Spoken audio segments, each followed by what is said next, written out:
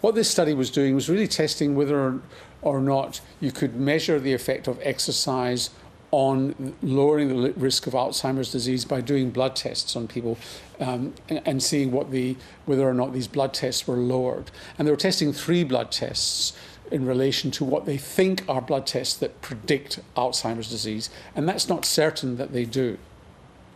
This is a group of volunteers in Tasmania between aged 50 and 83, and they self-reported their exercise levels. It was not a representative sample of Tasmania, and what they found was that people doing moderate exercise, 150 minutes a week, did not reduce any of the markers that they thought would predict Alzheimer's disease.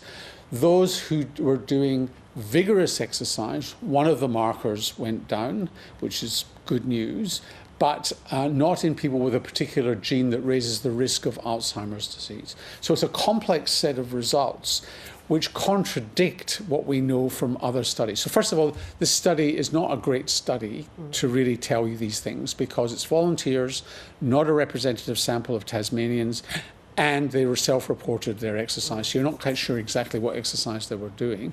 And that one marker may not be a predictor of Alzheimer's disease.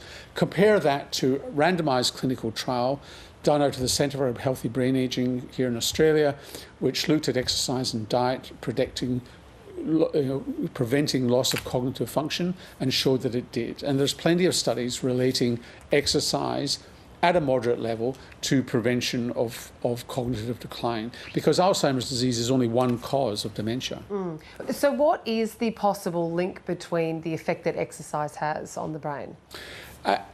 It's not fully understood, but it's in multiple ways. So first of all, there's crosstalk between your muscles and your brain. So your muscles talk to your brain, and in a good way. So if your muscles are active, something happens there and they communicate with your brain, and that is thought to be a healthy set of communications.